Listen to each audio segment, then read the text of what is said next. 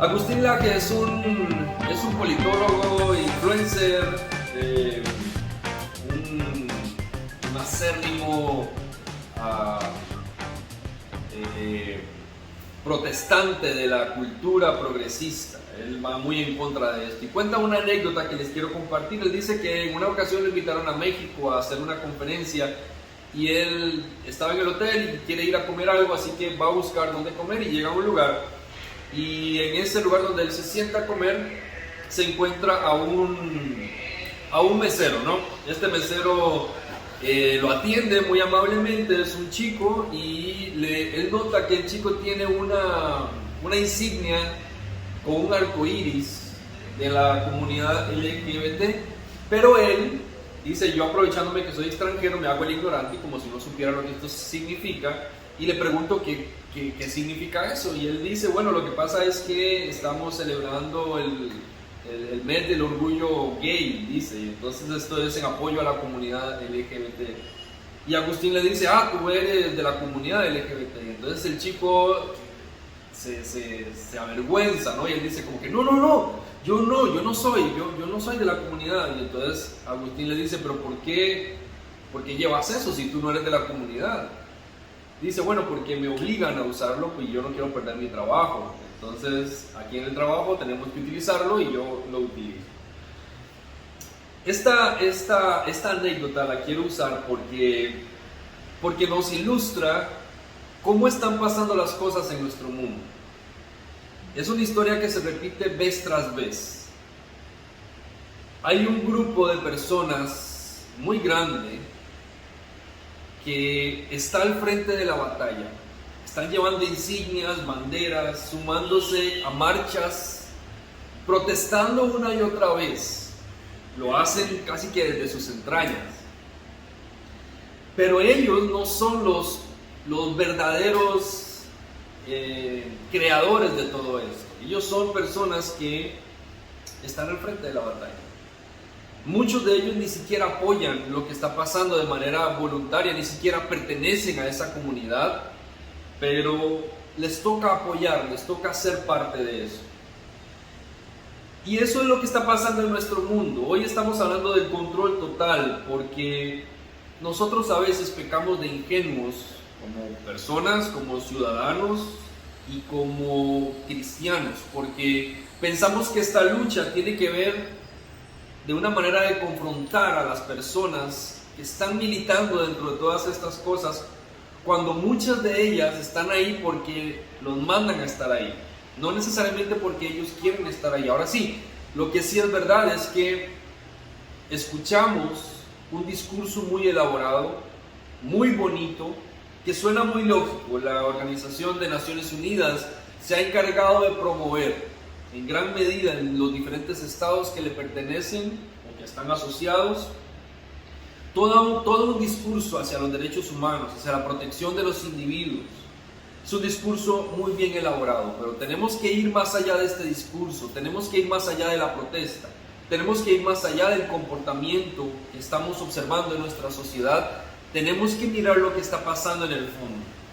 Y no podemos ser ingenuos al pensar que ellos son los verdaderos promotores de estas cosas. Tenemos que entender que en este mundo hay gente que está tomando control y que está usando las masas para tomar posiciones, para postergar el poder, para asumir roles protagónicos delante de la sociedad o frente a la sociedad. No podemos ser una iglesia ingenua. Tenemos que ver realmente lo que está pasando. Nosotros hemos estado por 5 semanas directamente con esta serie y por 3 semanas más antes de que la serie empezara, hablando acerca del mundo en el que vivimos, de esta cultura progresista. Hemos estado todas estas últimas semanas en gran medida hablando de temas de actualidad, pero si ustedes se dan cuenta y revisan los mensajes hacia atrás, van a ver que la mención que hemos hecho acerca de comunidad LGBT, homosexuales, lesbianas, es mínimo. Es reducida la cantidad de veces que hemos hablado, los minutos que le hemos dedicado a hablar y a mencionar estas cosas, porque la lucha real no es en contra de la comunidad LGBT. Los homosexuales no son nuestros enemigos. No es hacia ellos hacia quien tenemos que dirigir nuestros esfuerzos. No es hacia ellos hacia quien tenemos que enfocarnos. Cuando hablamos de esta lucha, tenemos que entender que esta es una batalla cultural. Ellos están al frente de la batalla, eso sí. Ellos son los que tienen que recibir los golpes, las piedras, los insultos, los gritos, los menosprecios, el odio, el que ellos dicen, aquí a nosotros nos odian, nos desprecian, nos ridiculizan. Ellos están recibiendo todo eso, es verdad. No solo de parte de los cristianos, sino de todos los que están en desacuerdo, porque gran parte de la verdad que no se nos dice es que hay una gran parte de la población que no está de acuerdo con esas cosas. Pero los discursos están tan elaborados y tan bien estructurados que nos parece que tienen razón. Y por eso hasta los mismos cristianos a veces no sabemos ni qué pensar acerca de estas comunidades que son minoría. Pero recuerde, la batalla es cultural. La batalla no es hacia esa persona que está ahí. Ellos están ahí, han sido enviados a recibir las balas directamente. Nosotros estamos a veces también tirando balas contra esos que están ahí de primeros cuando ellos no son los que realmente, por voluntad propia totalmente, quisieran estar ahí. ¿Quiénes son los grandes responsables de lo que está pasando? ¿Por qué hay todo un movimiento hacia ciertas comunidades? Porque hay muchas otras minorías que no son protegidas, que no son resguardadas. Y si lo viéramos desde ese plano, los mismos cristianos somos una minoría en la sociedad que hoy en día no tenemos derechos como de pronto se le quieren dar a la comunidad LGBT o se quiere promover sobre ellos. No vemos en las Naciones Unidas que nos manden a un representante internacional para que venga a ver cómo es la tolerancia a la religión. Pero sí tenemos personas que vienen a ver cómo está el estado de los derechos en este país hacia la comunidad LGBT, por ejemplo. Pero como les digo, no son los de la comunidad nuestros enemigos. Ellos están ahí porque han sido enviados. Alguien supo leer sus necesidades. Alguien supo identificarse con sus causas. Y alguien supo moverlos o manipularlos para que estén al frente. Seguramente a muchos les tocará morir en la batalla. Pero son pérdidas necesarias. Porque hay alguien más atrás que está tal vez en un gran escritorio, en un hermoso edificio, en una oficina muy lujosa, sabiendo que él no está sufriendo las consecuencias, que otros sí lo están haciendo, pero que a él no le importa porque sus fines, sus propósitos finalmente se están cumpliendo, se están llevando a cabo. Nuestra misión hacia la comunidad LGBT es liberarlos. Esa es nuestra misión. No es atacar a la comunidad, porque la comunidad es víctima de otros que están en poder, que están ejerciendo control y que los están enviando para que estén al frente de la batalla y sean destruidos. Nuestra misión es liberar. Pablo le aconseja a los Efesios en el capítulo 6 de su libro, versículos 11 al 13, después de que ha hablado sobre la familia, después de que ha hablado sobre la vida en sociedad de los cristianos, les dice estas palabras: protéjanse con toda la armadura de Dios para que puedan estar firmes contra los engaños del diablo. Y trata de ir aplicando estas palabras a lo que estamos hablando. Protéjanse con toda la armadura que Dios les ha dado para que puedan estar firmes contra los engaños del diablo. Porque no estamos luchando contra poderes humanos, sino contra fuerzas malignas espirituales del cielo, las cuales tienen mando, autoridad y dominio sobre el mundo de tinieblas que nos rodea. Por eso, dice Pablo, tomen toda la armadura que Dios les ha dado para que puedan resistir en el día malo y después de haberse preparado bien, mantenerse firmes. Si esta es una batalla, nosotros tenemos que saber pelearla. Si esta es una guerra, tenemos que saber contra quién tenemos que pelear, a quién le tenemos que apuntar, cuál es el foco al que tenemos que ir directamente. Y otra vez le digo, nuestro foco de atención no es desarrollar un ataque frontal contra las personas de la comunidad LGBT. A ellos los tenemos que liberar. Es un acto de liberación a una comunidad que está siendo manipulada para que haga otras cosas. Pero hay controles y hay poderes que están mucho más allá, que están moviendo a estas masas para que estén al frente de la batalla y reciban los dardos de los demás. Jesús nos manda a hacer luz en medio de este mundo, nos manda a hacer sal en medio de este mundo. Eso significa que tenemos que ser parte de este mundo, estar dentro de este mundo y saber afectar a este mundo. No podemos atacar al mundo como si nuestro papel fuera aplastar a la gente. Ya eso lo hace el pecado, lo hace suficientemente bien. Nuestro papel, nuestra labor es liberar a estas personas que están siendo atadas, que están siendo manipuladas, que están siendo engañadas, que están esclavizadas del pecado, que no pueden liberarse por sí mismas porque no hay otra forma de liberarse a menos que Cristo los libere. Nuestro papel es saber dónde atacar, saber dónde pelear, atacar al verdadero enemigo. Y saben, el verdadero enemigo no se ataca solamente con textos bíblicos en oración, que también es importante orar. Y no podemos desestimar el poder que tiene la oración en esto, pero va más allá de eso.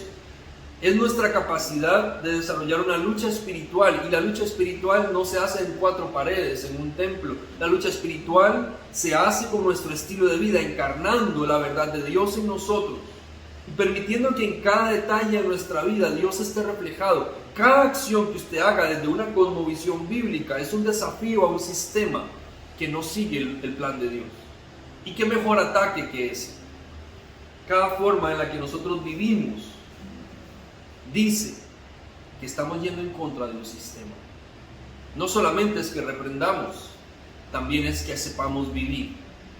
No solamente es que oremos, también es que sepamos liberar al que está cautivo. Y eso es algo que tenemos que aprender.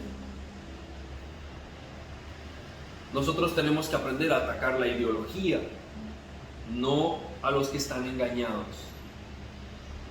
En esta serie hemos hablado de 5 bases que son fundamento, y de pronto hay alguna que otra más, pero hemos logrado sintetizarla en 5 fundamentos que son los que sostienen todo lo demás. Nuestro enfoque no es a todo lo demás, nuestro enfoque es a las bases. Hemos dicho que la cultura progresista se vale del menosprecio del cuerpo para sostenerse. Entonces, ¿qué tenemos que hacer nosotros? Realzar el valor que tiene nuestro cuerpo. La cultura progresista se vale del relativismo moderno. ¿Qué tenemos que hacer nosotros? Ser practicantes de la verdad y anunciarla, de la verdad absoluta. La cultura progresista se vale de la privatización de la fe. ¿Qué tenemos que hacer nosotros? Llevar la fe a todo lo que hacemos, a cada esfera, ámbito o área de la vida, del pensamiento humano, de la vivencia, de la existencia. La cultura progresista se vale del debilitamiento de la familia. ¿Qué tenemos que hacer nosotros? Trabajar en pro de la familia, aprender a vivir en familia, porque eso es un virus al sistema. La cultura progresista se vale de la manipulación. ¿Cómo tenemos que responder como iglesia? Quiero compartirle cómo respondemos a la manipulación. Si hay gente en posiciones y en autoridad que controla el mundo, que subyuga, que destruye a los demás, ¿cómo tenemos que actuar nosotros? ¿Qué tenemos que hacer? A mí me llama la atención que estas organizaciones de estados en el mundo están invirtiendo millones en promover este tipo de derechos de los que se habla, esta nueva tolerancia de la que se habla. Pero el problema que hemos tenido a lo largo de los años de pobreza, de desigualdad social, de abuso de poder en los gobiernos, no se invierte nada sobre eso. Que son de pronto los temas en esencia de los que deberíamos estar atacando y donde deberíamos estar enfocando nuestros recursos. No hay recursos para eso, no hay enviados para eso, no hay posiciones claras y contundentes respecto a eso, pero sí frente a ideologías que se quieren establecer en la vida de los demás. ¿No le parece que es sospechoso? Que no se esté trabajando en pro de lo que verdaderamente importa y solo estemos enfocados en promover ideologías como si esa fuera la solución a todos nuestros problemas como latinoamericanos, por ejemplo. ¿Qué están haciendo los poderosos? ¿Qué están haciendo los que están en control? Han aprendido a manipular. Están en control, ellos están dirigiendo lo que pasa en este mundo. ¿Usted cree que las cosas que pasan son casualidad? No son casualidad. Nosotros vivimos en la era de la información. Nunca hemos estado con mayor acceso a la información y aún así somos la cultura más desinformada. Nunca hemos tenido tantas posibilidades de comunicación en el mundo y aún así somos la cultura más desconectada. No sabemos relacionarnos, ni conectarnos, ni hablar entre nosotros. Ellos han hecho algo muy interesante, muy inteligente y perverso a la misma vez. Ellos han puesto la verdad frente a nosotros para que no la veamos. Lo que ellos hacen, lo hacen descaradamente para que no lo veamos. ¿Cómo funciona esto? Funciona así como usted tiene nariz y nunca la ve. Hasta que alguien le dice, mire su nariz. ¿Ya se dio cuenta que tiene una? ¿Sabe que ha pasado todo el día viendo su nariz y no se ha dado cuenta? Porque nuestra vista lo que hace es que cuando tiene algo presente frente a ella, ignora porque no le parece relevante. Hasta que yo le digo que la mire y usted empieza a hacer visco, seguramente ve que tiene nariz y dice, mi nariz ha estado aquí todo el tiempo. Hay tanta información y ese ha sido el gran éxito para ellos. Que hay tanta información que estamos confundidos, no sabemos qué ver, no sabemos hacia dónde dirigir nuestra mirada, no sabemos qué es verdad y qué es mentira. Hoy vivimos en la época en la que se llama la posverdad, que es todo puede ser mentira y todo puede ser verdad. Ya no sabemos qué es verdad cuando leemos una información, leemos una noticia y no sabemos si es verdad o no es verdad esa noticia, si alguien la inventó para algún fin específico, porque después nos damos cuenta que eran falsas. Las redes sociales están diseñadas para que estemos confundidos. Supuestamente nos conectamos como el mundo que somos, pero realmente nos desconectamos. Usted sabe que usted lo que ve en sus redes sociales no es lo que todo el mundo ve en sus redes sociales. A usted le sale lo que ellos creen según sus logaritmos, que usted necesita ver y que usted quiere ver, y según sus búsquedas anteriores, y según sus intereses, y según todos los formularios que usted ha llenado por todo lado en el mundo, y según sus movimientos. Así son los intereses que se le dan y que se le muestran cosas que usted quiere ver. Si a usted le interesa la política, le van a salir seguramente cosas de política y va a decir, en este mundo todo el mundo sabe de política. No, es que a usted su logaritmo le dice que eso es lo que está pasando. Si usted va a salir de viaje, cuando usted va de viaje se va a dar cuenta que le van a empezar a aparecer cosas del lugar donde usted está, porque cada celular es un chip que se lee desde el espacio y que está indicando cuál es su posición aunque tenga su GPS apagado. Donde sea que usted está siendo monitoreado. Todos sus movimientos tienen un sentido. Su cámara está apagada, pero su cámara puede transmitir información. Su micrófono está apagado y su micrófono puede transmitir información. Por eso uno dice, yo creo como que me están escuchando. Sí nos están escuchando. Nuestro rostro, donde sea que está siendo monitoreado, y estas grandes compañías tienen lectores de rostro que donde sea que usted está lo identifican. Por eso hoy, para desbloquear el teléfono, yo uso mi rostro. ¿Y dónde cree que está guardado todo eso? ¿En su celular? Eso está guardado en los grandes, ¿cómo se llama esto? Los grandes servidores de las grandes compañías. ¿Qué es todo eso? Ese es el negocio del siglo. ¿Usted cree que el negocio es invertir en oro, como en algún momento se ha pensado? A lo mejor hay que invertir en la bolsa. Tal vez hay que hablar de telecomunicaciones, o invirtamos en equipos electrónicos. Los celulares es un negocio para hoy. La comida tal vez es un gran negocio. La guerra es un gran negocio. Pero ¿sabe? El verdadero negocio del siglo es la información. Las grandes compañías usan su información y todo lo que usted hace para saber cómo usted piensa. ¿Y para qué quieren saber cómo usted piensa? Porque quieren manipular sus decisiones. Una investigación dijeron que la mayoría de nuestras decisiones no son decisiones de nosotros, son impulsos a los que nos han llevado todas las cosas que nos están mandando para que las veamos. Y ese es el mundo en el que vivimos. No podemos ser ajenos a esa verdad. Usted sabe, Amazon, uno dice Amazon y lo primero que piensa es la compañía que vende ropa, que vende comida, que vende de todo lo que usted quiera, libros, si ese es el área suya. Pero ¿sabe cuál es el negocio que ha hecho millonario Amazon? La venta de información. La cantidad de recursos de información que ellos tienen para vender la otra. ¿Y sabe quiénes son grandes clientes que compran información? Los poderosos que mueven las ideologías progresistas. Porque al saber cómo piensa la gente, yo sé qué necesita la gente, qué le puedo dar a la gente para que me haga caso. Es como darle la galletita al perro para que se eduque. Entonces cuando vemos que nos van a dar galletita, movemos la cola. Y entonces hacemos lo que ellos quieren. Y eso está pasando hoy. Por eso no podemos pensar que todos estos movimientos son casualidad. No podemos pensar que la fuerza que tienen para levantarse y para controlar es casualidad. No es que hay más gente homosexual hoy. Es que hoy hay una promoción a que todo el mundo tenga que pensar igual. Esta promoción, por supuesto, nos empieza a hacer pensar que sí son mayoría y que somos minoría y nos tenemos que quedar callados.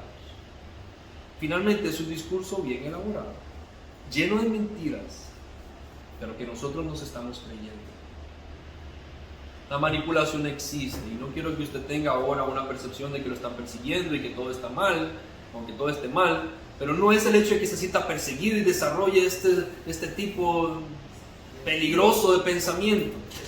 Es que entienda en el mundo en el que vivimos y que no sea ingenuo. Usted se ha dado cuenta que hoy cuando vemos cualquier cosa en este mundo, todo tiene que ver con neurociencias, ¿sí? Neuroliderazgo, neuroeducación, y póngale neuro a todo lo que usted quiera, porque las neurociencias lo que están haciendo es demostrando cómo pensamos. Hoy en día los equipos, los celulares y todos los métodos de investigación, lo que hacen es saber qué hace nuestro cerebro. Entonces los que se encargan del marketing estudian neuromarketing y entonces ellos dicen cuando ven una imagen, ¿qué es lo que toda la gente ve? Ven el rostro. Entonces en todas las imágenes siempre va a haber un rostro porque eso es lo que llama la atención de la gente. Si nosotros aprendemos que todo esto existe y nos damos cuenta que esto es verdad, no vamos a andar engañados por ahí. Hay gente que quiere aferrarse al poder, postergar el poder y quedarse en el poder. Y hay otros que están al frente de la batalla, que son los soldados que están peleando las guerras y que están muriendo a costa de que otros estén enriqueciendo. Un clave ejemplo de nosotros en este mundo en el que creo que usted va a coincidir conmigo es el COVID-19. Todavía no descartamos, pero tampoco afirmamos que el COVID haya sido creado en un laboratorio. ¿Pudo haber sido? Sí, tenemos tecnología para eso. ¿Es confirmado? Depende de la fuente que usted lea, depende de la información, del noticiero al que usted vea. Así le van a decir si es o no es. Y va a encontrar científicos que le dicen, sí, estas son las pruebas de que esto fue creado. Y va a encontrar otros que van a decir, no, eso es mentira, estas son las pruebas de cómo se formó. Vivimos en un mundo en el que nosotros sabemos o sabíamos hasta el 2020 cómo funcionaban los virus. Pero cuando llegó COVID-19 empezamos a creer que los virus se pegaban en los zapatos y se metían en las casas sigilosamente para contagiarnos. Cuando los virus en el ambiente generalmente se mueren. Pero ¿cómo llegamos a ese nivel de creer en las cosas? ¿Cómo llegamos a dejarnos manipular tan fácil? ¿Sabe qué es curioso? Y no es casualidad. Después del COVID, los países están endeudados. La clase media endeudada, la clase pobre más pobre. La gente que ha estado teniendo que reponerse financieramente, los países no se terminan de reponer hasta el día de hoy. Y por eso decimos, no hemos salido del COVID todavía.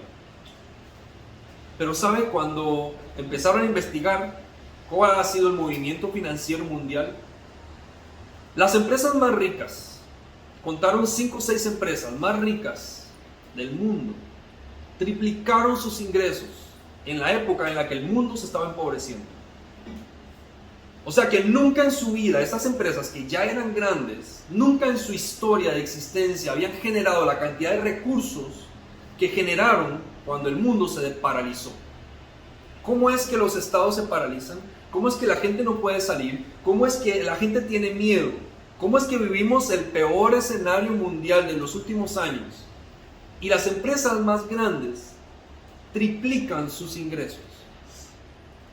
¿Sospechoso? ¿Casualidad? ¿No le parece que algo está pasando y nosotros nos estamos dejando llevar? Ahora, no es que no existe un virus, pero la magnitud con la que las cosas se presentan nos está diciendo algo. Hay gente manipulando a gente. El imperio del miedo fue establecido y la gente comenzó a obedecer a ciegas lo que se le dijera. ¿Cómo llegaron a entendimiento de que estas cosas eran posibles? Porque aprendemos cómo piensa el ser humano. Y si sabemos qué necesita y qué cosas pasan por aquí adentro, podemos manipular a esas personas. Lo triste de todo esto, además de todo lo que ya ha sido triste, es que los pronósticos dicen que hay en camino, hay en fila, ya tocando la puerta del mundo, nuevas pandemias. O sea que ya comenzamos la era de las pandemias y no sabemos cuándo va a terminar o cómo va a terminar. Nosotros pensábamos que la Tercera Guerra Mundial iba a estar enfocada en bombas cayendo en todos los países y destruyendo los edificios. Y no nos hemos dado cuenta que la Tercera Guerra Mundial, seguramente vamos como por la sexta ya. Porque hay un movimiento de poderes, de lucha de poderes entre los mismos estados, pero es silenciosa. No podemos ser ignorantes a lo que está pasando. Y eso es lo que quiero que usted aprenda hoy. Y quiero que se dé cuenta con todo lo que estamos aprendiendo, que las cosas que están pasando no son casualidad. La gente que quiere el poder y que tiene poder, ¿sabe qué hace? Crea falsas cuentas en redes sociales, crea grupos en redes sociales llamándose como ciudadanos comprometidos o preocupados por las necesidades, por las minorías, por los indefensos. La gente se suma a esas cuentas y a través de eso manipulan. Y ya eso no es un secreto, ya esa es una verdad que ha pasado. La política lo ha hecho, los países lo hemos visto en los diferentes países en los últimos años, cómo han ganado las elecciones ciertos presidentes. El poder de las redes sociales.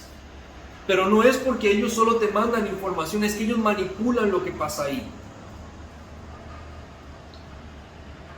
Nosotros no podemos dejarnos llevar por lo que está pasando. Tenemos que tener ojos abiertos, ser críticos a la realidad del mundo y a saber que lo que está pasando no es una casualidad. Tenemos que desarrollar una visión clara del mundo si queremos influir en este mundo. Si queremos ganar a este mundo, tenemos que saber con qué estamos lidiando y contra quién estamos lidiando. Tenemos que saber a quién atacar y cómo atacarlo. Deuteronomio capítulo 10, versículo 12, dice estas palabras y trate de asociarlas a lo que estamos hablando. Y ahora, Israel, ¿qué requiere el Señor tu Dios de ti? Solo requiere que temas al Señor tu Dios, que vivas de la manera que le agrada, y que lo ames y lo sirvas con todo corazón y con toda tu alma. Debes obedecer siempre los mandatos y los decretos del Señor que te entrego hoy para tu propio bien. Mira, los cielos más altos y la tierra y todo lo que hay en ella pertenecen al Señor tu Dios. Eso nos da un respiro. Sin embargo, el Señor eligió a tus antepasados para darles su amor, y a ti, que eres su descendencia, te eligió de entre las naciones, de entre todas las naciones, como se ve hoy. Así que cambia tu actitud, cambia la actitud de tu corazón y deja de ser terco. Pues el Señor tu Dios es Dios de dioses y Señor de señores. Él es el gran Dios, poderoso e imponente, que no muestra parcialidad y no acepta sobornos. Se asegura que a los huérfanos y a las viudas reciban justicia. Les demuestra amor a los extranjeros que viven en medio de ti, les da ropa y alimentos. Así que tú también tienes que mostrar amor a los extranjeros, porque tú mismo fuiste una vez extranjero en la tierra de Egipto.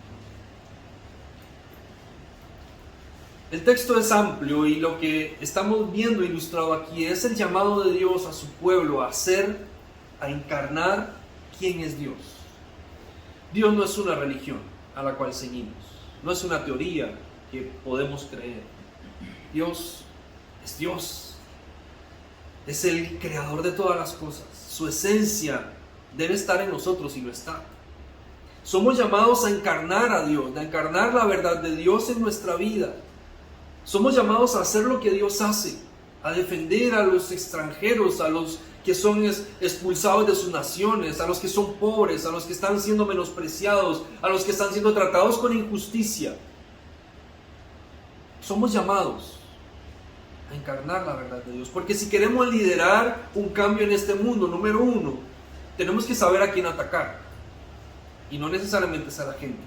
Y número 2, tenemos que saber liberar a la gente. Tenemos que saber trabajar con las personas que tienen necesidad. Nuestra confrontación a este mundo es vivencial. Es vivir, encarnar la verdad de Dios. Hacemos ejercicio del poder los cristianos cuando permitimos que Dios se encarne en nuestra vida. Jesús le da una lección de cómo los cristianos usan el poder. Se lo da a sus discípulos antes de partir. Les dice: los reyes de las naciones oprimen a sus súbditos y ejercen autoridad sobre ellos, y se llaman a sí mismos benefactores. No sea así entre ustedes. Al contrario, el mayor debe comportarse como el menor, y el que manda como el que sirve. ¿Cómo nosotros confrontamos el mundo en el que vivimos? Uno, no podemos creer todo lo que está pasando. No podemos pensar que hay casualidades en todos estos movimientos. Debemos tener claridad, no podemos ser ingenuos. Tenemos que permitir que la luz de Dios nos permita ver lo que está pasando en el mundo y darnos cuenta que hay gente que está buscando el control total para manipular las masas y obtener beneficios. Y no podemos ser parte de eso. Pero podemos hacer un ejercicio de poder, ¿sí?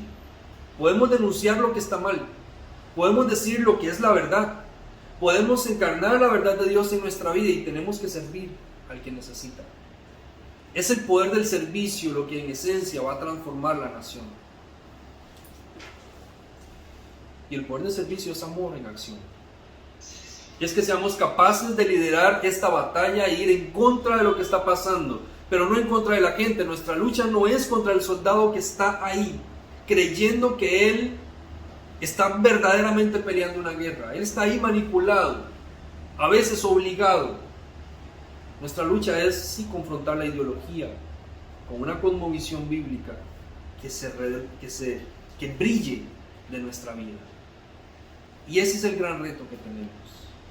Tenemos que servir al necesitado, tenemos que involucrarnos en las situaciones del Estado, tenemos que alzar nuestra voz, tenemos que liberar al que está cautivo, tenemos que llevar salvación al pecador, tenemos que llevar comida al hambriento, tenemos que defender al que está siendo explotado. Esa es nuestra tarea. Así nosotros generamos un virus en este sistema. De esa manera nosotros vamos en contra de lo que está pasando en el mundo. De esa manera somos contracultura.